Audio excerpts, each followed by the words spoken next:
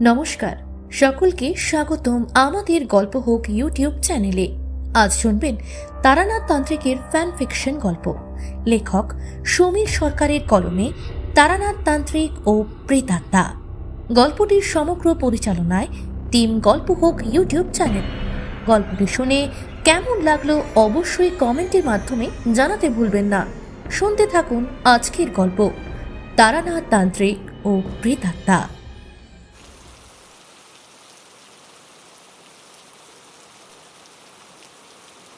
বৃষ্টির ছটা মুখের উপর এসে পড়তে তন্দ্রা ভাবটা ছুটে গেল। তাকিয়ে দেখি আমি জানালার পাশে যেখানে ম্যাগাজিন নিয়ে বসেছিলাম সেইখানে চোখ বুজে ঘুমিয়ে গিয়েছিলাম। টেবিলের উপর ঝুঁকেছিলাম এতক্ষণ। মুখটা ম্যাগাজিনের থেকে তুলে জানালার বাইরে তাকালাম। বাইরে তখন গাঢ় অন্ধকার কেটে সাদা হয়েছে অনেকটা, কারণ আকাশের কালো ভাবটা সরিয়ে বৃষ্টি পড়তে শুরু করেছে। বেশ ভারী রকমের বৃষ্টি। চারিদিকে যেন তাণ্ডব শুরু হয়ে গিয়েছে। কি গো, শুনছো? গিন্নি দরজার কাছে এসে ডাকতেই বলে উঠলাম, কেন গো, কি হয়েছে? কিশোরী বাবু এসে বসে আছেন, তোমায় ডেকে যাচ্ছি, তুমি তো শুনছো না। আজ রবিবারের ছুটি ছিল। সারা দিন কাটতো বেশ ভালো করে, কিন্তু বিকেলে এমন একটা বৃষ্টি এসে সব কিছু কেমন যেন এলোমেলো করে দিল। তবে কিশোরীর কথা শুনে বুকের ভিতর একটা আশার আলো দেখতে পেলাম, কারণ কিশোরী আসা মানেই আমাদের দুজনের অত্যন্ত প্রিয় তারানাথ তান্ত্রিকের বাড়ি যাওয়া।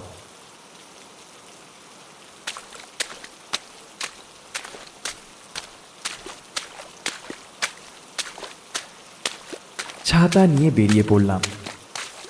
ঠাকুরমশাইয়ের বাড়িতে পৌঁছাতে পৌঁছাতে সন্ধে নেমে এলো। একেবারে কিন্তু সন্ধে নামেনি, আসলে মেঘলা আকাশ বলে তাড়াতাড়ি সব কিছু আঁধার হয়ে এসেছে। ঠাকুরমশাই এসে বসতেই কিশোরী তার হাতে পাসিং শোয়ের প্যাকেটটা দিলেন। উনি ধরিয়ে নিয়ে গল্প শুরু করলেন। অন্যদিকে চাড়ি, চা আর মুড়ি মাখানো নিয়ে এলো। আসার সময় জিলিপি নিয়ে এসছিলাম, তাই জিলিপিও রইল খাবারে। এমন সময় আবার কিশোরী বায়না করে বসলো, অনেক দিন আপনার গল্প শুনিনি। আজ কিন্তু গল্প শোনার জন্য বেশ একটা মুহূর্ত। একটা শুরু করুন না, বেশ জমে যায় কিন্তু। তবে বাইরে মেঘের গর্জন শোনা গেল। ঠাকুরমশাই আরও একটা পাসিং শো ধরালেন। তারপর ভাবতে শুরু করলেন। একটা সময়ের পর গলা খাঁকড়ি দিয়ে উঠলেন আর শুরু করলেন এক নতুন অভিজ্ঞতা, আমাদের সাথে ভাগ করার পথ চলা। আসলে বুঝলে তো, আমায় যেতেই হতো। তোমরা তো ভালো করেই জানো আমি কখনো কাউকে ফেরাতে পারি না। মানুষের সাহায্য করা আমার খুব পছন্দের একটা কাজ, আর এই কারণে অনেক বড় বড় বিপদের মুখোমুখি হয়েছি। বিপদে পড়েছি বারবার, কিন্তু আমার সেই ভয়ের থেকে বেশি পরিমাণে আনন্দ লেগেছে সেই বিপদ থেকে লোকটাকে বাঁচানোর পর। এবার আরো একটা অদ্ভুত ঘটনার মুখোমুখি হতে চলেছিলাম আমি।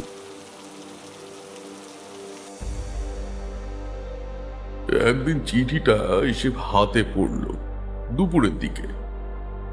বৈঠকখানা থেকে উঠতেই দেবী পোস্টমাস্টার এসে হাজির। আপনার চিঠি আছে ঠাকুরমশাই। চিঠিগুলো লেখা ঠিক এমন ছিল, শ্রী চরণেশু তারানাথ তান্ত্রিক, আপনার কথা বহুবার শুনেছি, তাই আপনার উপরেই এই দুর্দিনে ভরসা করতে পারছি। আমার কন্যা মায়া, সে খুব বিপদে পড়েছে। কোনো চিকিৎসাই তাকে সুস্থ করতে পারেনি। ঠাকুরমশাই, আমার মেয়েটা যে খুব অসুস্থ, ওর দিকে তাকাতে অবধি আমার ভয় হয়। দিনের পর দিন মায়া রুগ্ন থেকে রুগ্ন হয়ে উঠছে। আপনি এলে আমি কৃতজ্ঞ থাকব। ইতি সমরেশ মাইতি। ঠিকানা ছিল মেদিনীপুরের দিকে। আমি আর দেরি করলাম না, পরদিন সকালেই বেরিয়ে পড়লাম। এক পিতার দুশ্চিন্তা আমায় যেতে বাধ্য করল। চারির কথাটা খুব মনে পড়ছিল। ওরও কিছু হয়ে গেলে তো এমনই অসহায় হয়ে যাব আমি। এই কথাটা আমায় আরো বেশি আকর্ষিত করলো এই মেদিনীপুরের জন্য। মায়া হয়তো সত্যি খুব বিপদে পড়েছে, কিন্তু কি বিপদ হতে পারে সেটা আমায় বলা হয়নি। ট্রেনে যেতে যেতে বিভিন্ন রকমের কল্পনা করতে লাগলাম ওর সেই সমস্যা নিয়ে। একটার পর একটা অগুছালো যুক্তি আমার মাথায় ধরা দিল। মেদিনীপুরের কাঁথি পেরিয়ে শালিকপুর গ্রাম। আমি স্টেশনে নেমে একজন গরুর গাড়ির গাড়োয়ানকে ঠিকানাটা বললাম। চিঠিতে বলা ছিল আমি যেন বলি কবে যাব, তাহলে ওরা নিয়ে যাওয়ার ব্যবস্থা করবে। কিন্তু আমি তাদের বিপদের কথাটা কল্পনা করে আর দেরি করার কথা ভাবলাম না, তাই নিজেই বেরিয়ে পড়লাম। যতই গ্রামের দিকে এগিয়ে যেতে লাগলাম, ততই জঙ্গল আর বন পড়তে লাগলো দুদিকে। দিনের বেলাতেও কেমন যেন আঁধার। কখনো পথের ওপর দিয়ে চলে যেতে দেখছি কাঠবিড়ালি, বনবিড়াল। পুকুরের ওপর দিয়ে কখনো জল সরিয়ে যেতে দেখছি সাপ, ছিঁঝি ডাকছে সর্বক্ষণ। আস্তে আস্তে যেটুকু লোকজন দেখা যাচ্ছিল দুই দিকে, সেটাও একটা সময় কমে এলো। বাড়ি ঘর আরো দূরে দূরে। গাড়োয়ান একটা সময় গাড়ি দাঁড় করিয়ে হুক সাজাতে সাজাতে বললেন, ওই বাড়িতে আপনি যাচ্ছেন? জমিদার বাড়ির সাথে কি আপনার আত্মীয়তা? না না, আসলে একটা দরকার আছে আর কি, সেই কারণেই আসা। তাই বলুন। আসলে বাবু, আমি শুনেছি সেই বাড়িতে খুব খারাপ ঘটনা ঘটেছে। তাদের বাড়ির কেউ বিপদে পড়েছে কোনো রকম, এইসব শুনেছি। কোনো ভৌতিক ব্যাপার স্যাপার। সাবধানে থাকবেন বাবু।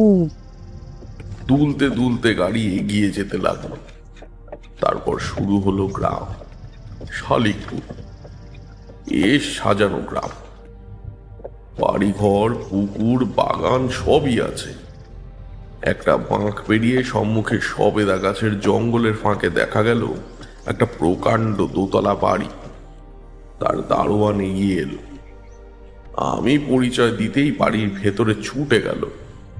আর একটু পর একজন মাঝ বয়সী যে লোকটা উপস্থিত হলো, তাকে দেখে মনে হলো উনি সমরেশ বাবু।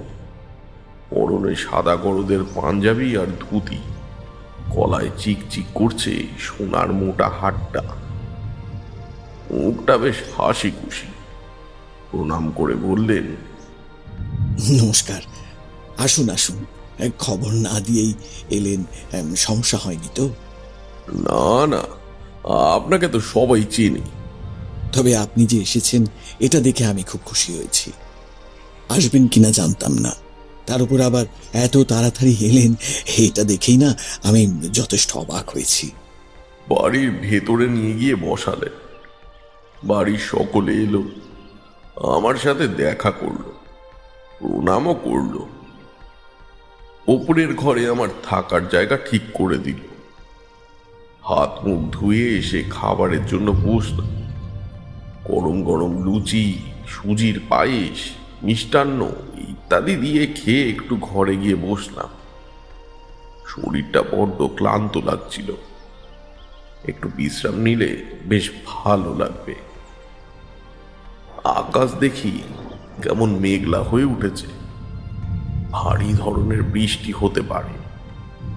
বিছানায় একটু গা এলিয়ে দিতেই দেখি চোখ দুটো লেগে এলো। যখন খুব ঘুম ঘুম ভাব আসছিল, তখন তখনই মনে হলো আমার ঘরের চারদিকে কেউ যেন ঘুরছে। তার পায়ের নুপুরের মৃদু শব্দ চারিদিকে বেজে যেতে লাগলো। কেউ কি আমায় লক্ষ্য রাখছে? উঠতে গিয়েও শরীর যেন টানছে না। এত গভীর ঘুম পাচ্ছে যে চোখ মেলে তাকানোর উপায় অবধি নেই। আবারও কিছুক্ষণ সেই শব্দটা নেই। তার কিঞ্চিত পরেই আবার শুরু হলো। মনে হলো দরজা দিয়ে খুব শান্তভাবে পা ফেলে ফেলে এদিকে এগিয়ে আসছে সে। কি অদ্ভুত একটা শব্দ! কেন জানি না মনে হলো আমার সামনে এসেই সে থেমে গেল।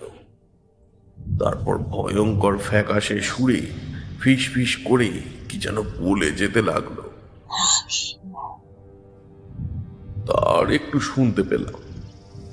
আখিয়া শব্দের পর কি বলছে আর বুঝতে পারছিলাম না। শরীর শক্তিহীন, ইচ্ছে করলেও পারছিলাম না চোখ মেলে একবার দেখি।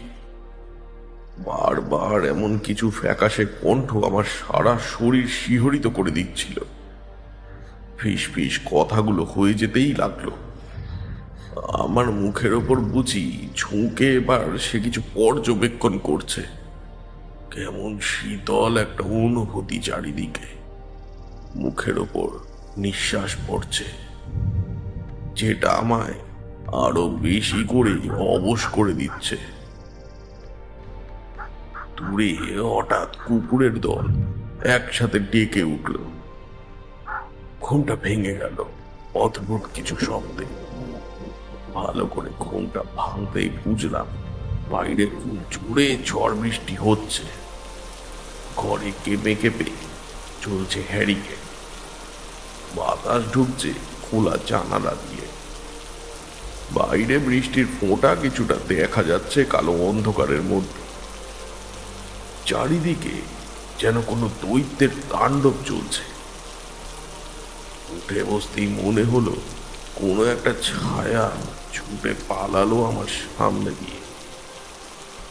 দরজার পর্দাটা অমনি নড়ে উঠল। তপ করে নিভে গেল লণ্ঠনটা। সারা ঘর আঁধার। বৃষ্টি আর ঝড়ের মাঝে কেমন যেন শব্দ ভেসে আসছে। কেউ যেন ঘুমিয়ে ঘুমিয়ে কান্না করছে। যদিও বৃষ্টির কারণে তা স্পষ্ট নয়, তবুও যেটুকু অনুমান করা যায় তাতে মনে হলো কোনো মহিলা কণ্ঠ হবে। উঠে দাঁড়ালাম।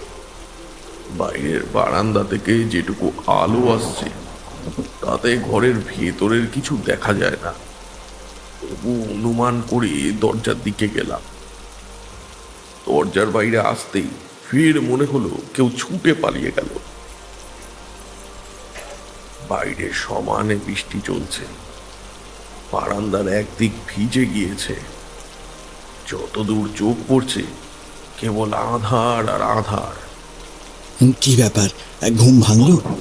আচমকা এই কণ্ঠটা আমায় চমকে দিল। পেছন করে দেখি সমরেশ বাবু। মৃদু হেসে বললাম, হ্যাঁ, যা বৃষ্টি শুরু হয়েছে আর ঝড়ও থামবার জো নেই। হ্যাঁ, আচ্ছা, আমরা অপেক্ষা করছিলাম। রাতের খাবার খেতে দেরি হয়ে যাচ্ছে যে, আপনি হাত মুখ ধুয়ে চলুন। এই বাড়িতে লোক বলতে সমরেশ বাবু, তার স্ত্রী গিরিবালা, ছেলে শৈলেশ ও তার বউ শকুন্তলা। তাদের দুটো ছেলে মেয়ে আছে। আর সমরেশ বাবু ও তার স্ত্রীর একমাত্র কন্যা অর্থাৎ শৈলেশের একমাত্র বোন হলো মায়া, যার সমস্যার কারণেই আমার এই বাড়িতে আসা। খাবার ঘরে এসে দেখি বেশ আয়োজন করেছে। মেয়ে এমন অবস্থায় বলে গিরিবালা দেবী রান্নার তেমন কাজ করেন না। তার বৌমা শকুন্তলা সব কাজ করে। কাজের মেয়েরা সাহায্য করে। তবে গিরিবালা দেবী খাবার সময় ছিলেন। অতিথি আপ্যায়নে যাতে কোনো ত্রুটি না থাকে সেদিকে খেয়াল রেখেছেন ভালো মতোই। আমি খেতে খেতে বললাম, আচ্ছা, মায়া কোথায়? শৈলেশ খাওয়া আটকে বলে উঠল, ও তো ঘর থেকে বেরোয় না তেমন, আর আমরাও তেমন নিয়ে আসি না ওকে। দুদিন আগেই একটা ঘটনা ঘটিয়েছে। কে ঘটনা ঘটিয়েছে? ঘটনাটা খুব অদ্ভুত। দুদিন আগে সন্ধ্যার দিকে আমার ছেলে বিজন পিসির ঘরের দিকে গিয়েছিল। আসলে বিজন তার পিসির খুব স্নেহের পাত্র। বিজন আমাদের প্রথম সন্তান। ওকে সবাই আদর দিয়ে বড় করেছে। তার মধ্যে মায়ার ভূমিকা আরো বেশি। এতটা স্নেহ বিজন মায়ের থেকেও পায়নি। ওর প্রত্যেকটা সমস্যার সময় মায়া কেমন মরিয়া হয়ে উঠত। ওর একটা কান্নার শব্দে সারা বাড়ি মাথায় করে ফেলত। এতগুলো লোক বাড়িতে, তবু বাবু কান্না করবে কেন? মা অনেকবার বলতেন, বাচ্চা মানুষ তো কাঁদবেই রে মায়া, বৌমা তো ওকে অযত্ন করে না। তুই এইভাবে সব সময় বকে দিলে ওদের কষ্ট লাগবে তো। কি করব মা, আসলে বাবুর এতটুকু কান্নাই আমার সহ্য হয় না। মনে হয় ও কেবল হাসুক, আনন্দে থাকুক। এতটাই ভালোবাসে মায়া আমার ছেলেকে। এক প্রকার আমার বউকেও অনেক কিছুতেই মায়ের থেকে অনুমতি নিতে হতো বিজনের ক্ষেত্রে। তো সেদিন সন্ধ্যায় কি হলো, সবার অলক্ষ্যে গুটি সুটি পায়ে বিজন এগিয়ে গিয়েছিল মায়ের ঘরের দিকে। বিজন এখন বছর 7-এর। মায়ের চাইতেও বেশি সময় পিসির সাথেই কাটে। সেই উকি মেরে ভেতরের দিকে তাকিয়েছিল একবার। দেখছিল সন্ধ্যার অন্ধকারে মায়া আয়নার সামনে বসেছে। তার পরনে ফ্যাকাশে সবুজ একটা শাড়ি। দরজাটার সোজাসুজি আয়না, আর আয়নার দিকে মুখ করেছিল বলে তার মুখ দেখা যাচ্ছিল না। এলোমেলো ঝাঁকড়া চুলগুলো পিঠে ছড়িয়ে আছে। কি ভয়ঙ্কর রকমের নীরবতা সারা ঘরে। তার সাথে কেমন একটা রিনরিনে শব্দ সারাক্ষণ হয়ে চলেছে। আয়নায় এবার তার পিসির অবয়ব দেখতে পেল সে। চোখের নিচে কালি, মুখটা ফাঁক করা, রুগ্ন শরীরে আটকে থাকার মতো দুটো ফ্যাকাশে চোখ, হাড় জিরজিরে শরীরে কোনো মতে যেন লেগে আছে শাড়িটা। 2 হাত ধরা সামনের বাক্সতে, বেশ নকশা করা একটা ভারী বাক্স। ওপরে পাথরের নকশা করা। 2 হাতে একটার পর একটা গয়না বের করতে করতে ফ্যাকাশে কণ্ঠে বলে উঠল, আমার বিয়ে, আমার বিয়ে। বিজনকে দেখেই তখনই মায়া থেমে গেল। কি বিকট তার 2 কটুরাগত চোখের দৃষ্টি। বিজন একটু সাহস নিয়ে কিছু একটা বলতে বলতে ভেতরের দিকে ঢুকতে লাগলো। তখনই এই ফ্যাকাশে রাগী কণ্ঠটা থামিয়ে দিল বিজনকে। মায়া এবার এদিকে ঘুরে বসে বিজনের দিকে তাকিয়ে আছে বাজে ভাবে। গলায় একটা ভারী মালা লাগিয়ে রেখেছে আলগা ভাবে। নাকের বড় নোলক লাগাচ্ছিল বুঝি তখন। বিজন থেমে গেল। বিজন আবারও কিছু বলতে গেলে ওকে থামিয়ে দিল মায়া। এখানে কেন? কেন এখানে? মায়া যেন নিজেতে নেই, কেমন যন্ত্রের মতো উঠে আসছে। গলা দিয়ে সেই ঘর ঘর শব্দটা হয়েই চলেছে। চোখ দুটো যেন রাগে ঠিকরে বেরিয়ে আসছে। হাত দুটো সামনের দিকে মেলে বিকট ভাবে এগোচ্ছে। বিজন আরো ভয় পেয়ে যায়। পালিয়ে যাবার আগেই মায়া ওকে ধরে ফেলল। ওর গলা ধরে ঝাঁকিয়ে দিতে শুরু করলো। সেই ঘর ঘর শব্দটা আরো বেশি করে হচ্ছে। বিজন ছটফট করছে। ঠিক তখনই মায়া, এটা দেখ তো। বলতে বলতেই মা ঘরে ঢুকছিলেন পায়েসের বাটি নিয়ে। আর তখনই এইসব দেখে পায়েস ফেলে এগিয়ে গেলেন ছুটে। কিন্তু কিছুতেই মায়ার শক্তির কাছে পারছিলেন না। মায়া তাকে এক ধাক্কায় ফেলে দিল। মা চিৎকার করে উঠল, কে কোথায় আছো? শিগগির এদিকে এসো। তারপর বাড়ির সব লোক ছুটে এসেছিল। টেনে ছাড়িয়ে নিয়েছিল মায়াকে। তাড়াতাড়ি করে নিচে নিয়ে যাওয়া হয়েছিল বিজনকে। ঘরে তালা দেওয়া হলো। মায়া ভেতরে তখন চেঁচাচ্ছে, কে আটকালো? কে? আমি ছাড়বো না, ছাড়বো না। কে আটকালো? তারপর ডাক্তারবাবু এলেন। বিজন ক্লান্ত আর বিধ্বস্ত ততক্ষণে। আরও একটু দেরি হলে বুঝি শেষই হয়ে যেত। সেদিন বাবার খুব রাগ উঠল মায়ের উপর। রেগে ওপরের দিকে গেল বিজন একটু ঠিক হবার পরে। বাবার ইচ্ছে করছিল যেই মেয়ে এত সমস্যা করছে তাকেই বাড়ি থেকে বের করে দিতে। কিন্তু মায়া যে বাবার খুব আদরের, খুব স্নেহ দিয়ে বড় করেছে তাকে। পড়াশোনায় আমার চাইতেও মায়া অনেক বেশি মেধাবী। বাবা মাকে কত সাহায্য করে, কেউ ওর ব্যাপারে কখনো খারাপ কিছু বলতেই পারেনি। সবাইকে এতটাই ভালোবাসার চোখে দেখত। গরিব দুঃখীদের দেখলে প্রাণ যেন কাঁদে ওর। কত অসহায় লোককে সাহায্য করে, দুয়ারে আসা ভিক্ষুকদের অন্ন দেয়, পেট পুড়ে খাইয়ে বিদায় করে। কেউ যেন ভালো নেই ওকে এইভাবে দেখে। ওর বিয়ে নিয়ে সবার আলাদাই আনন্দ। তার উপর যোগ্য ছেলের কাছে যাচ্ছে, সবার কত আশীর্বাদ। সব দিক দিয়েই সর্বগুণ সম্পন্ন মেয়েটাকে ঈশ্বর যে কেন এত কষ্ট দিচ্ছে কে জানে। এতটা নিখুঁত মানুষগুলো যেন একটু বেশি কষ্ট পায়। তবে সেদিন রাগ উঠেছিল। বাবা দরজাটা এক লাথি মেরে খুলে দিল। তারপর একটা অদ্ভুত দৃশ্য বাবাকে থামিয়ে দেয়। বাবা দেখল আলু থালু হয়ে বসে আছে মায়া বিছানার উপরে। ওর চারিদিকে ছড়ানো বালিশ, কাঁথা, লেপ ইত্যাদি। মাথার চুলগুলো এলোমেলো। বাবা কাছে গিয়ে ডাকলো, মা। উদাস কণ্ঠে বলে উঠেছিল মায়া, তোর কি হয়েছে? এইভাবে আছিস যে? এলানো চোখ দুটো উপরে তুলে বাবার দিকে তাকালো মায়া। আমার খুব ভয় করছে বাবা। ওই তো দাঁড়িয়ে আছে ওখানে বাবা। ওই তো, ও দেখো, লাল বেড়ে সাদা শাড়ি পরেছে, মাথায় কোকড়ানো চুল, পরবর্তী ভঙ্গিতে দুদিকে ছড়িয়ে আছে।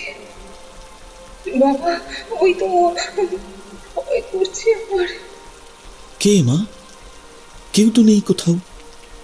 চারিদিকে তাকিয়ে কিছুই দেখতে পায় না বাবা। বাবা ওই তো। বলেই ঘরের বাইরে ছুটে বেরিয়ে যায় মায়া। ওর পেছনে পেছনে ছুটে যায় বাবা। লম্বা বারান্দার এক পাশে ধরে ফেলে ওকে।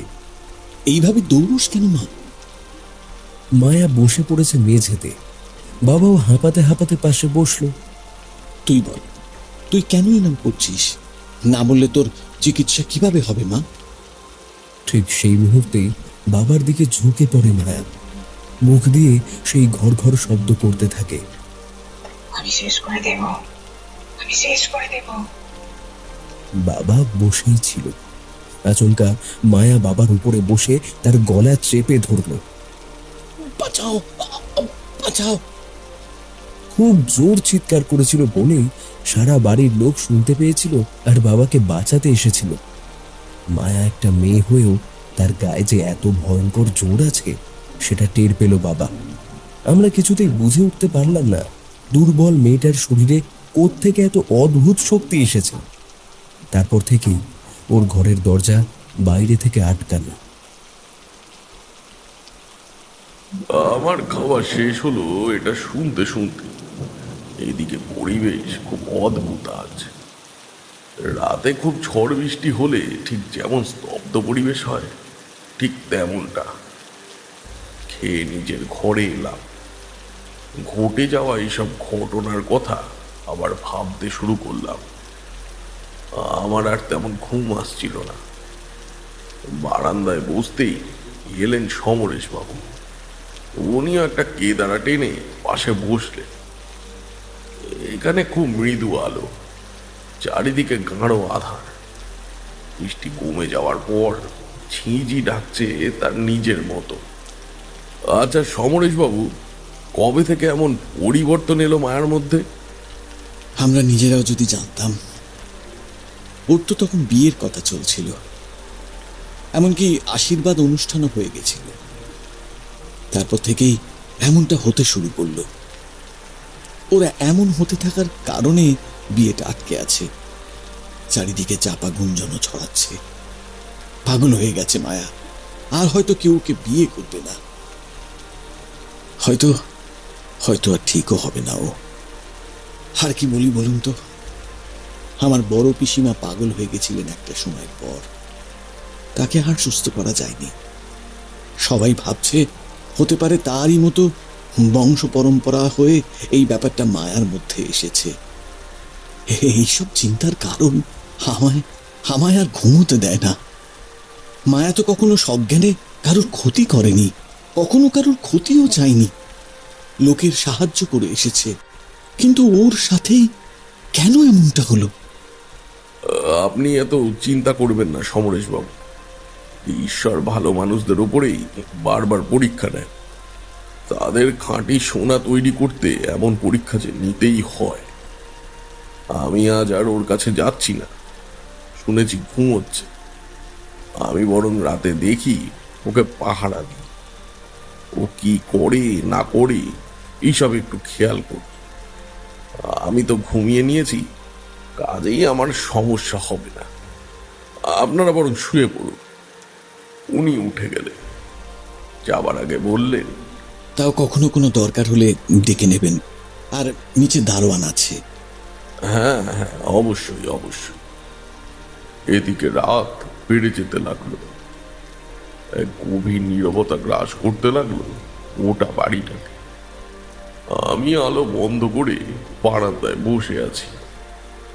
আমার এখানটা থেকে এমন একটা দূরে নয় মায়ের ঘরটা। সবাই নিজের নিজের ঘরে শুয়ে পড়েছে আমার কথা মতো, তাই আজ আর কেউ তাকে পাহারা দিচ্ছে না।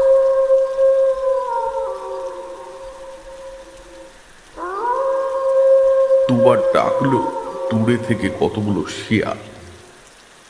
তাদের এই স্বর রাতকে কাঁপিয়ে কাঁপিয়ে চারিদিকে ধ্বনিত হয়ে ফিরতে লাগলো। ভেজা আকাশে দেখা দিয়েছে তারার দল।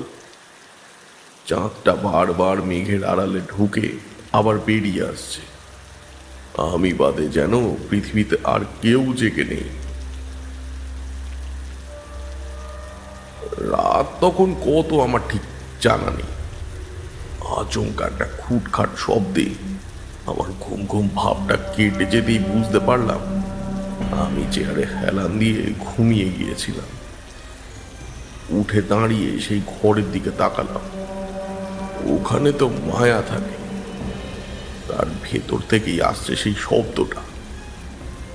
আমি আলতো আলতো করে গিয়ে এগিয়ে গেলাম পায়ে পায়ে। তখনই বৃষ্টি পড়তে শুরু করলো আবার। কাজেই আমার পায়ের শব্দ কারোর কানে যাবে না।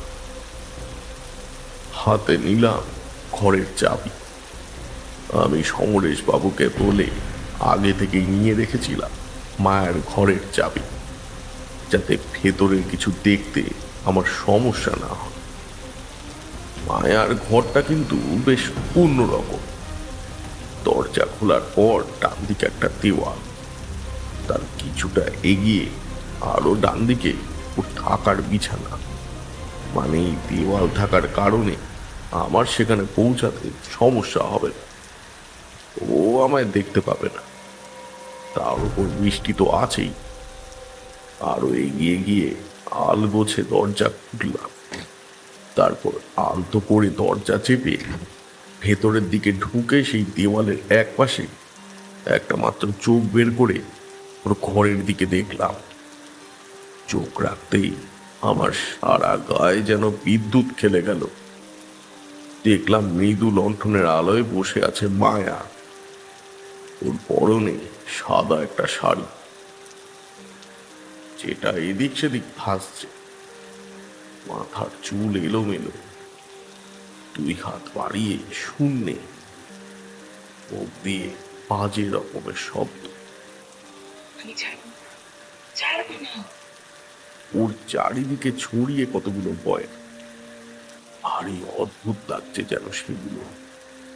সবাই যেন জীবন্ত, সবাই যেন ওকে বুঝতে পারছে, ওকে দেখছে। তখনই কাঁধে একটা হাত পড়তে আমি চমকে উঠলাম। কে কে কে? সামনের দিকে তাকিয়ে দেখি সমরেশ বাবু। উনি গোল গোল চোখ করে পিষপিষিয়ে বলে উঠলেন, এই বাবা, মায়া তো এবার আমাদের উপস্থিতি টের পেয়ে যাবে। চলুন চলুন বাইরে। আমরা তারপরে বাইরে এলাম। সত্যি মায়া থেমে গিয়ে চিৎকার করছিল। আমি সমরেশ বাবুর দিকে তাকিয়ে বললাম, আরে মশাই, আপনি তো ভয় পাইয়ে দিয়েছিলেন। মাফ করবেন, আমিও দরজা খোলা দেখে ঢুকে পড়েছিলাম। ভাবলাম আপনাকে আস্তে করে ডেকে নিজের উপস্থিতির কথা বলি। পরদিন সকাল ফুরোতেই বাড়ির বাগানে এসে থামলো একটা গরুর গাড়ি। মায়ার শ্বশুর বাড়ির থেকে লোক এসেছে। ওর হবু স্বামী সরল আর তার মা হরিমত্রী দেবী। সরল আমার কাছে এসে বলল, কেমন দেখলেন ঠাকুর মশাই? এমনিতে ছেলেটা বেশ ভালোই মনে হলো। পরনে সাদা পাজামা আর পাঞ্জাবি, ঠোঁটের উপর হালকা করে গোঁফ রাখা, চোখে পাওয়ারি চশমা। আমি মৃদু হেসে বললাম, এখনো তো তেমন কিছু বুঝতে পারছি না। কি যে করি বুঝতে পারছি না। এদিকে বাড়িতে লোকজন বলছে মায়া ভালো হবে না, অন্য কোনো মেয়ে দেখে বিয়ে করতে। ওর নাকি মাথার ব্যারাম, ভালো হচ্ছে না তাই। আচ্ছা, তুমি কি ভাবছো? ও আমায় ভালোবেসেছে ঠাকুর মশাই, আর আমিও ওকে ভালোবেসেছি। কাজেই আমি অপেক্ষা করব। আশা করছি আপনি নিরাশ করবেন না। এমনই একটা উত্তর তো শুনতে চাইছিলাম।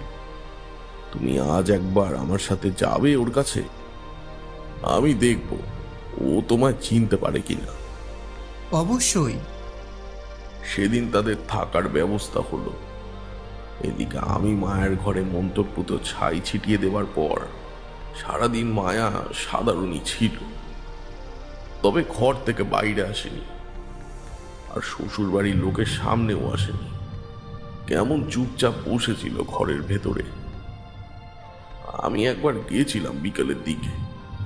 বড্ড রুগ্ন আর দুর্বল শরীরে নিয়ে বসে আছে।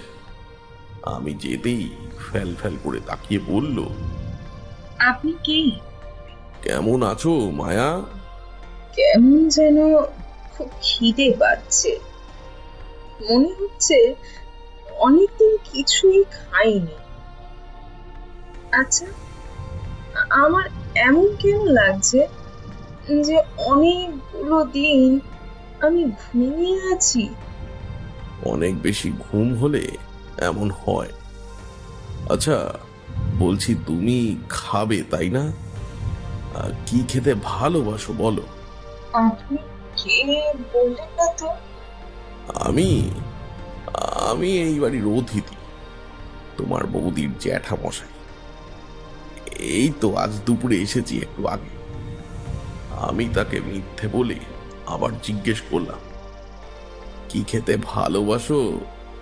তার মা তখনই ঢুকলেন।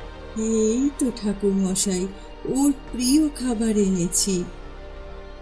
ভাত, এঁচোড় আর বিভিন্ন সবজি থালায় সাজানো। দেখ মা, এঁচোড় রান্না হয়েছে আজ। সন্ধ্যার দিকে আমি আর সরল সন্ধ্যার নীরবতা ভেদ করে পায়ে ঠক ঠক শব্দ করে যখন ওর ঘরের দিকে যাচ্ছিলাম, তখন খুব মিহি সুরে গান ভেসে আসছে ওর ঘরের দিক থেকে।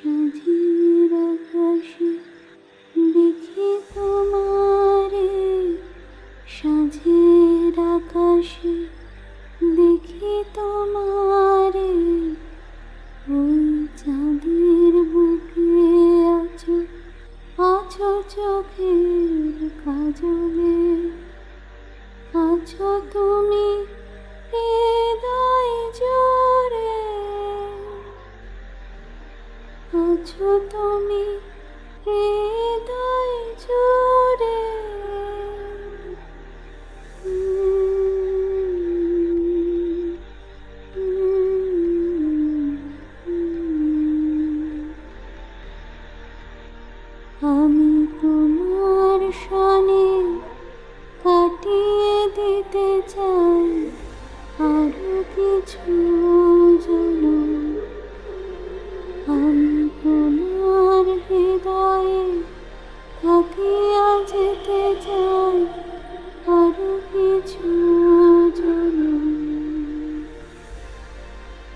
একটু থেমে গেল সরল।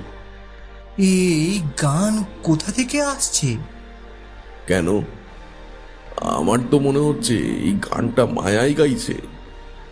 হ্যাঁ, ওর ঘরের দিক থেকেই তো আসছে বলে মনে হচ্ছে। তুমি এমন চমকে গেলে কেন? একটু দাঁড়িয়ে রইল সরল।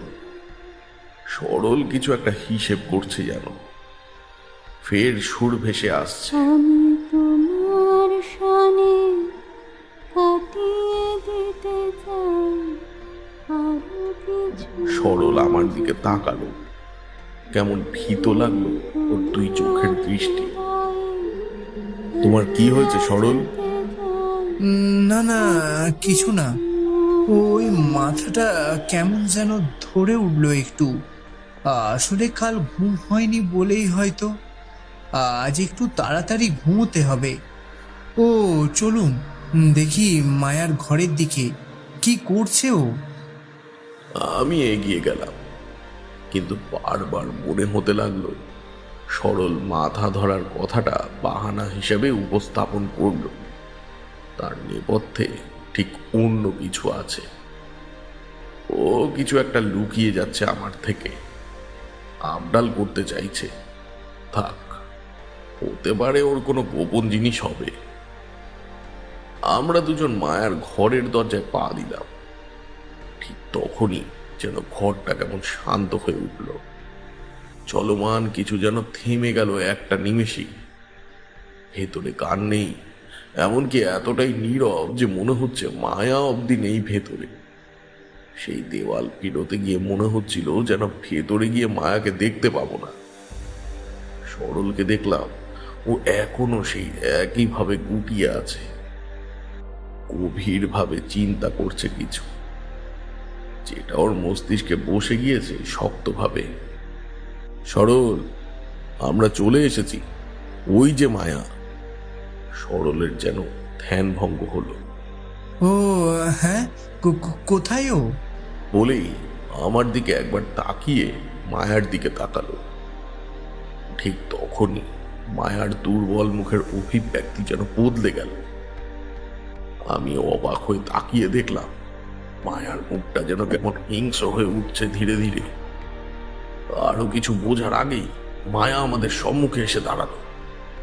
ওর চোখ দিয়ে যেন আগুন ঝরে পড়ছে। গভীর কোনো ক্ষত যেন আচমকা আরো জেগে উঠেছে। এমনই আক্রোশে এগিয়ে এলো সরলের দিকে। আমি তাড়াতাড়ি মন্ত্র পড়তে লাগলাম, আর ফোঁ দিতেই মায়া টলতে শুরু করলো। আমি ওকে বিছানায় শুইয়ে দিলাম। আপাতত মনে হচ্ছে ও কিছু জানে না, এমনই অবুঝ শিশুর মতো ঘুমোচ্ছে। আমি সরলকে নিয়ে পাশের ঘরে এসে বসলাম। তোমায় দেখে এমনটা করে উঠলো কেন? সরল অন্য এক ঘোরের ভেতর আছে। আমি তার চোখের সামনে তুড়ি মারতেই সে চমকে উঠল।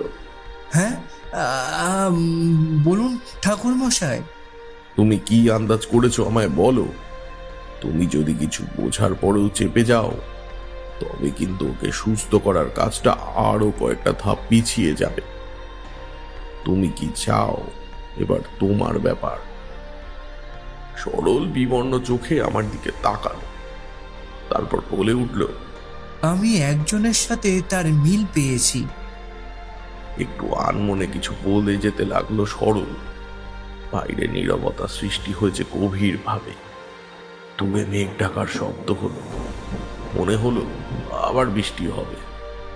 সরল, তুমি বলতে না চাইলে বলো না, কিন্তু মনে রেখো আমি ঠিক উত্তর খুঁজে বার করব। আর তখন যদি জানতে পারি কোনোভাবে তুমিও অপরাধী, তখন কিন্তু আমি ঠিক সবটা ঠিক করার জন্য উপযুক্ত ব্যবস্থা নেব। তুমি জানো তো, সবকিছু আমি একটা সময় না একটা সময় জানতে পারবই। সরল একবার বিরক্তি প্রকাশ করলো। আপনি আমায় এইভাবে বলেছেন যে আমি দোষী। আমি তো ওকে দেখেই চিন্তিত। আমি জানি না ও ঠিক হবে কিনা। ওর জন্য আমার কষ্ট হচ্ছে, চিন্তা হচ্ছে। এটা তো স্বাভাবিক, তাই না? রাতের দিকে একটা খট করে শব্দ হতেই আমি দরজা খুললাম আলতো করে। কিঞ্চিত বৃষ্টি হয়েছিল, তারপর বাতাস বইছে। শব্দটা স্পষ্ট শুনতে পেয়েছি। আমার ঘরের লণ্ঠন নিভিয়ে বসেই ছিলাম, অপেক্ষা করছিলাম কখন একটা শব্দ হবে। ব্যাস, আলগোছে বেরিয়ে এলাম।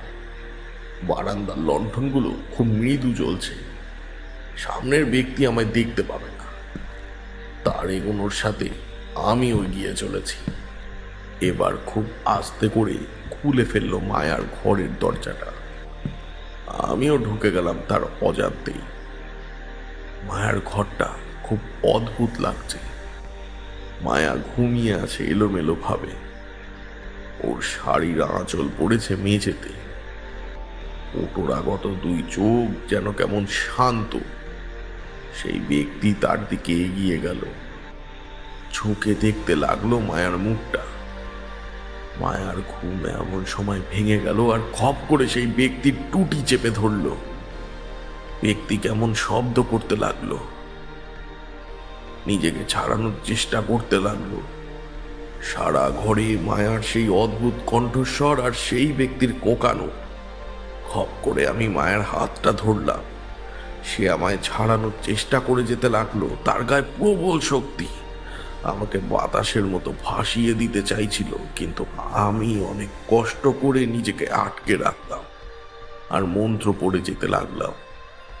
ঘরের বাতাস শান্ত হলো। মায়ার মুখ থেকে ভয়ঙ্কর শব্দটা আর নেই। সরল অনেক কষ্ট করে নিজেকে সামলে নিয়ে উঠে দাঁড়ালো সরল। আমি জানতাম সরল আসতে পারে, তাই আগে থেকেই দরজার আড়ালে ছিলাম। আর আমার পরের ঘরটা যেহেতু সরলে, কাজেই ওর উপর নজর দেওয়াটা আমার সুবিধে হয়েছিল। আমার ঘর পেরিয়ে ওর যেতে হবে, কাজেই ঠিক ওর যাওয়া আমি টের পাবই। সরল কাঁপছিল ভয়ে, কেঁপে কেঁপে উত্তর করলো, হ্যাঁ ঠাকুর মশাই। আমি তাকে ওই ঘর থেকে নিজের ঘরে নিয়ে এলাম। চেয়ারটা টেনে ও ধপ করে বসে পড়ল। আমি আর কিছু বললাম না, দেখলাম নিজে থেকেই বলতে শুরু করল। মায়া তখন যে গানটা গাইছিল সেটা আমার স্ত্রী দেবী গাইতো। দেবী? তোমার স্ত্রী? তোমার কি এটা দ্বিতীয় বিয়ে তবে? মুখ কাঁচু মাচু করলো সরল। আসলে তাই, কিন্তু এই বাড়ির লোক জানে না। কেন? আসলে জানানো হয়নি। তবে দেবী মরে যাওয়ার বছর 3 হয়ে গিয়েছে। আচমকা একটা জটিল জ্বরে ওর মৃত্যু হলো। আমি তখন থেকে আর বিয়ে করিনি। দেবী আমার ভালোবাসা ছিল। দেবী আর আমি একে অপরকে খুব ভালোবাসতাম। আমি বিয়ে করতে না চাইলেও আমার মা আর দাদা বৌদি মিলে এই বিয়েটা ঠিক করে। আমিও মায়াকে দেখার পর রাজি হয়ে যাই। অতীত ভুলে গিয়ে নতুন করে সবটা শুরু করতে হবে বলেই তো এই সিদ্ধান্তে রাজি হলাম। এই বাড়ির লোকজনকে জানালে না কেন? মায়া শিক্ষিত, যদি আমায় বিয়ে করতে রাজি না হয় এই ভয়ে আর বলা হয়ে ওঠেনি। দেখলে তো, আগেই সবটা বলে দিতে হয়, নচেত পরে বলতে লজ্জা বোধ হয়। কিছু হবার আগেই তাই সবটা বলে শুরু করতে হয়। হ্যাঁ ঠাকুর মশাই, আমি ভুল করেছি। আরো একটা কথা আমায় ভাবাচ্ছে। তোমাদের দুজনের ভেতরে যদি এতটা ভালোবাসা থাকে, তবে সে কেন এইরকম করছে? সে এতদিন পরেই বা কেন ফিরে এলো? এতদিন তো কোনো রকমের উৎপাত করেনি, তাই না? না, আর কেন ফিরেছে এই প্রশ্নের উত্তর খুঁজবো বলেই তো আমি গেছিলাম একা। ওইভাবে যেও না সরল। আমি না থাকলেই আজ বিপদ হতে পারত। ভুলে যেও না, এখন ওর মধ্যে অগাধ বল। তার উপর ক্ষতি হতো কিন্তু মায়ার। যদি ওর শরীরের থেকে কোনো ভুল কাজ করে দেবী, তবে কিন্তু মায়াকে তার দণ্ড পেতেই হবে। সত্যি আপনি না হলে যে আজ কি হতো। আপনাকে অনেক অনেক ধন্যবাদ ঠাকুর মশাই। আপনি না হলে যে আজ কি বিপদ হতো সেটা আমার কল্পনারও বাইরে। ও চলে যেতেই বাতাস শুরু হলো মাঝারি রকমের। দেওয়ালে এসে তার ঝাপটা লাগছে। আমি বারান্দায় এসে দেখি শান্ত পায়ে ঘরে ফিরে চলেছে মায়া। ওর যাবার দিকে তাকিয়ে রইলাম। আচ্ছা, সবটা কি সত্যি বলছে সরল, নাকি এর ভেতরেও আরো কোনো রহস্য আছে? দেবী ফিরে এলো কেন? এতটা ভালোবাসার পরেও কোন আক্রোশে ফিরে এলো? কিসের এত রাগ ও সবার জন্য? আমি দেখেছি প্রত্যেককে কিভাবে ও চেপে ধরেছে শেষ করে দেবে বলে। এমনকি সরলকে দেখার পর আরো বেশি যেন রাগ বেড়েছিল। আপাতত সরল নিজে আরো বেশি করে ভয়ে আছে। ওর মধ্যেও জানার প্রবল ইচ্ছে আচমকা আবির্ভাব কেন হলো তার পুরনো স্ত্রী দেবী।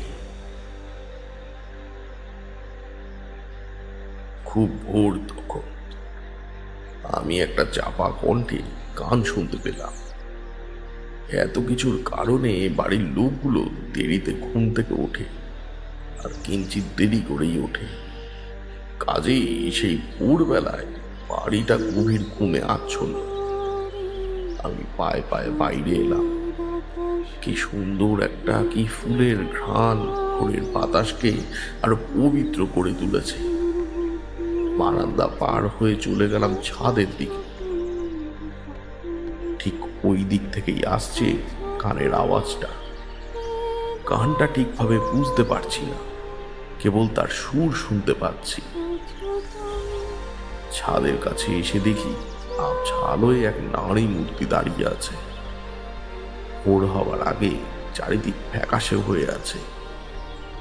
সূর্যের হলদে আলো সৃষ্টি করছে সামান্য আলোকে।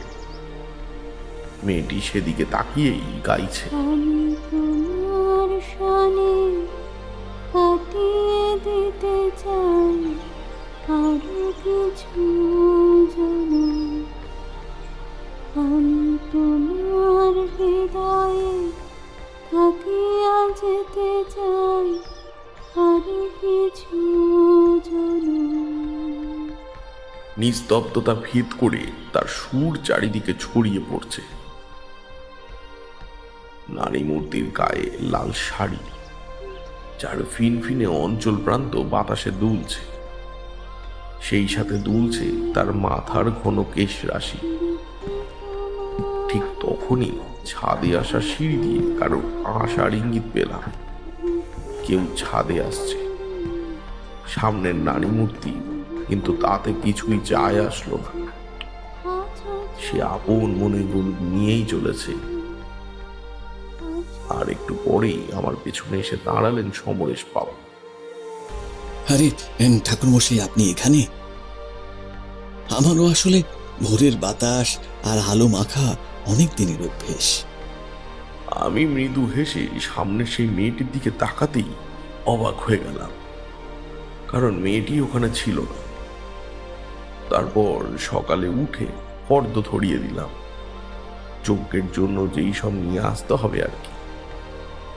সেই রাতটা যজ্ঞের জন্য উপযুক্ত মুহূর্ত ছিল। দুপুর নাগাদ সরলের ভয়ের কারণটা আমি বাড়ির সকলকে জানানোর দায়িত্ব নিলাম। আসলে ও ভয় পাচ্ছে যদি তার অতীতের কথা জেনে এই বাড়ির লোক ওকে মিথ্যেবাদী কিংবা জোচ্চোর ভাবে। সরল এবং সরলের মা আমার উপরেই দিল বলার দায়িত্ব। আমি বাড়ির সবাইকে একত্রিত করে কথাটা বললাম। বাড়ির লোক কিন্তু সেটা মেনে নিল। সরল আরেকবার নিজে থেকে ক্ষমা চাইল। আমি আসলে তোমাদের মায়াকে দেখে আর ওর সাথে মিশে ওর সাথে দ্বিতীয়বার আমার জীবন শুরু করার মতো একটা স্বপ্ন দেখতে পেয়েছিলাম। বাড়ির লোক এই ভুলকে মেনে নিল। সরলকে হয়তো সুযোগ দেওয়া উচিত দ্বিতীয়বার। অতীত টেনে এনে সেটাকে বড় করা হয়তো একটা বোকামি হবে। রাত বেড়ে চলল। নিচের একটা ঘেরাও করা অংশে আমি যজ্ঞের প্রস্তুতি করলাম। বাড়ির সকলেই উপস্থিত হলো সেখানে। আস্তে আস্তে গ্রামটা ছিনিয়ে গেল। দূর থেকে কখনো ভেসে আসছিল রাতজাগা পাখির ডাক, কখনো শোনা যাচ্ছিল শিয়ালের হাঁক। আমি যজ্ঞের আগুনে একে একে প্রয়োজনীয় দ্রব্য আহুতি দিয়ে যেতে লাগলাম, সাথে মন্ত্রোচ্চারণ করতে থাকলাম। বাড়ির লোকেরা আমার পিছনে বসে ভীত চোখে তাকিয়ে আছে চারিদিকে। কেউ এই গণ্ডির বাইরে আসবে না। সবাই মাথা নাড়িয়ে সম্মতি দিল। আকাশ কেমন মেঘলা হয়ে উঠেছে, তারাগুলো কোথায় যেন ডুব দিল। চাঁদটা বারবার মেঘের আড়াল হতে লাগলো। ঠিক তখনই সেই কর্কশ কণ্ঠটা সারা বাড়ি কাঁপিয়ে দিল। ঘর ঘর শব্দটা আসতে লাগলো সিঁড়ি দিয়ে নিচের দিকে। আমি সেদিকে না তাকিয়ে যজ্ঞের দিকে মনোনিবেশ দিলাম। মন্ত্রোচ্চারণ করতে দেখলাম খুব অদ্ভুতভাবে নিচে নেমে আসছে মায়া। ওর মুখের ওপর লেপ্টে আছে এলোমেলো চুল, অবাধ্য বাতাসে ভাসছে লম্বা কেশরাজি। সাদা শাড়িটা অন্ধকারে বেশ স্পষ্ট। তার কর্কশ ধ্বনি সজাগ করে দিচ্ছে রাতকে। একটু পরেই আধার ভেদ করে এসে দাঁড়ালো মশালের আলোতে। বাতাস লেগে চুল সরে গেল। পোটরাগত দুই চোখে আগুনের স্ফুলিঙ্গের ছবি যেন দেখতে পেলাম। আমার দিকে এগিয়ে আসতে চেয়েও আসতে পারল না, আটকে গেল আমার গণ্ডির বাইরে। আরো বেশি রেগে উঠল। সাদা শাড়িতে তাকে ভয়ঙ্কর লাগছে। হাত দুটো বাড়িয়ে চিৎকার করে উঠল, আমি শেষ করে দেব, আমি শেষ করে দেব। আমি হাসলাম। দেবী, তুমি যত যাই বলো না কেন, তুমি পারবে না। আমি তোমায় বন্দি করে ফেলেছি, আর তুমি পারবে না মুক্ত হতে। সে নিয়ে গেল। আমি যে তাকে সরাসরি নাম ধরে ডেকেছি এটা সে কল্পনা করতে পারেনি। খুব শান্ত কণ্ঠে বলে উঠল, আপনি আমার নাম জানলেন কিভাবে? আমি মৃদু হাসলাম। কিন্তু তার আগে তোমায় বলতে হবে মায়া তোমার কি ক্ষতি করলো। মায়ার মতো একটা নিষ্পাপ মেয়েকে তুমি কেন কষ্ট দিচ্ছ? ও কি জানতো যে তার হবু স্বামীর একটা সংসার ছিল? ও না জেনে বিয়েতে রাজি ছিল। আর তুমি কেন ইঙ্গিত দাওনি যে তোমার স্বামীকে অন্য কারোর সাথে তুমি সহ্য করতে পারো না? চারিদিক শান্ত। ঝিমিয়ে ঝিমিয়ে একটা পেঁচা ডাকছে কোথাও। বাতাসের বেগ বেড়েছে। শো শো শব্দ হচ্ছে চারিদিকে। ক্লান্ত শরীরে দাঁড়িয়ে আছে মায়া। চুলগুলো মুখের দুদিকে পড়ে অনেকটা ঢেকে রেখেছে। একটু পর ও শান্ত চোখে তাকালো। ওর চোখের দৃষ্টিতে অতীতের কোনো একটা ঘটনা, ওদের বিয়ে। পরদিন সরলের বাড়িতে ফুল সাজানো খাটে বসেছিল দেবী। অনেক রাতে ওর পাশে এসে বসেছিল সরল। মুখটা তুলে বলেছিল, এতটা মায়াবী কেন তুমি? লজ্জায় লাল হয়ে উঠেছিল দেবী। একটু দূরে সরে যেতেই ওকে জড়িয়ে ধরেছিল সরল। কানের কাছে মুখ এনে বলেছিল, তোমার জন্য একটা উপহার আছে, নেবে না? আপনি আপনি তো ভারী দুষ্টু মানুষ। আমার লজ্জা করে না বুঝি? কখন যে কি বলে বসেন। ও আচ্ছা, নতুন বইয়ের তবে লজ্জা হয়। বলেই ওর হাতের ওপর দিয়েছিল একটা বাক্স। বিভিন্ন পাথর খচিত একটা ভারী বাক্স। খুলে দেখো। বলতেই অবাক হয়েছিল দেবী। কি দারুণ একটা হার!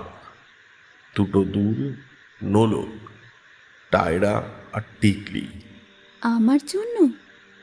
না, আমার বইয়ের জন্য। করুণ শোনা গেল দেবীর কণ্ঠ। আমার প্রিয় এই একটা বাক্স, আমার গয়নার বাক্স। এতটা ভালোবেসে সেদিন আমার সরল দিয়েছিল। আমি এই ভালোবাসার কথা ভেবে যুগের পর যুগ বাঁচতে পারবো। এতদিন এই ভালোবাসা আলমারির ভেতরে আটকানো ছিল। আমার যত্নের সেই মূল্যবান জিনিসটা দেখে আমার ভারী শান্তি লাগতো। ওই বাড়ি থেকে আমি কখনো যেতে চাইনি জানেন। কঠিন অসুখ আমায় সরিয়ে দিল অনেক দূরে। ওই বাড়ির লোকগুলোর ভালোবাসা আমি ছেড়ে যেতে চাইনি, তাই ফিরে এসেছি আবার। কিন্তু কাউকে বুঝতে দিইনি। কষ্ট হলো তখন যখন সেই বাক্সটা এসে জুটল মায়ার কাছে। আমিও চাই ছন্ন ছাড়া সরলবাবুর সংসার পাতুক। আমি খুশি হয়েছি আবারও সব নতুন করে হবে বলে, কিন্তু মেনে নিতে পারিনি আমার ভালোবাসার উপহারটুকু অবধি মায়ার কাছে এসেছে বলে। ওকে কি উপহার দেওয়ার মতো আর কিচ্ছু ছিল না? সরল আর্দ্র কণ্ঠে বলে উঠল, আমায় তুমি মাফ করে দাও। আমি ভুল করেছি। মায়া খুব ভালো মেয়ে, ওর ক্ষতি করো না। শাস্তি দিতে হলে আমাকে দাও। আপনাদের আমি কিভাবে শাস্তি দেব? আপনাদের ভালোবাসা আমায় কখনোই সেটা করতে দেবে না। মায়া যতবার এই গয়না পড়েছে ততবার আমি ওর মধ্যে আসার সুযোগ পেয়েছি। আমিও নরম সুরে বলে উঠলাম, তুমি এবার মুক্ত হও দেবী। একটা বন্ধন আমাদের বেঁধে রাখতে পারে না। ভগবান বলেন, শরীরের বিনাশ হয়, আত্মার নয়। আর সেই আত্মা নতুন শরীরে প্রবেশ করে। তোমারও নতুন জীবন হোক। আশীর্বাদ করি ঈশ্বর যেন তোমায় কোনো জন্মে সরলের করে দেয়। তোমার এই জীবন তোমায় কেবল ক্লান্তি দেবে। তোমার প্রিয় গয়নার বাক্স তোমার উদ্দেশ্যেই সমর্পণ করা হবে। তুমি মুক্ত হও দেবী। এরপর মায়ার মধ্যে যেন ক্লান্ত দেবীকে যেন দেখতে পাচ্ছি। ভালো থেকো সরল, ভালো থেকো সরল তোমরা। ঠাকুর মশাই, এবার আমায় মুক্তি দিন। আমি সত্যিই ক্লান্ত। মায়ার শরীর থেকে কিছু একটা বেরিয়ে গেল। মায়া ধপাস করে বসে পড়ল, আর তারপরেই মূর্ছা গেল। পরদিন আরো একটা সকাল হলো। সকালে উঠে দেখি আজ একটু অন্যরকম সকাল যেন। সবকিছু কেমন পবিত্র, কেমন আলোকিত। হঠাৎ ছাদের সিঁড়িতে পায়ের শব্দ। পেছনে ফিরে দেখি রুগ্ন মায়া। তুমি আসতে গেলে কেন মায়া? ঠাকুর মশাই, আমি দেবীদের শান্তির জন্য কিছু করতে চাই। আপনি আমায় উপায় বলুন। সাথে অনাথ লোকেদের খাওয়াতে চাই। আমি শুনেছি দিদি অনাথ লোকেদের খাওয়াতে খুব ভালোবাসত। মৃদু হেসে তার দিকে তাকালাম। দেবী আর মায়া কেউ কোনো অংশে কম নয়। শুধু দেবী ছেড়ে গেল বলে মায়া পেল তার ভালোবাসাকে। ঠাকুর মশাই থেমে গেলেন। চারি কখন এসে দাঁড়িয়েছে কে জানে। দেখলাম ওর চোখের কোণেও জল। কিশোরীর মধ্যে দেখলাম সেই গল্পের রেশ গভীরভাবে গেঁথে গেছে। চুপচাপ আর শান্ত হয়ে তখনও বসে আছে নির্বাক হয়ে।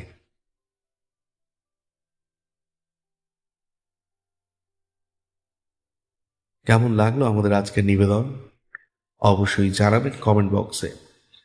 আমাদের গল্প ভালো লাগলে প্লিজ শেয়ার করবেন এবং চ্যানেলটি সাবস্ক্রাইব করবেন।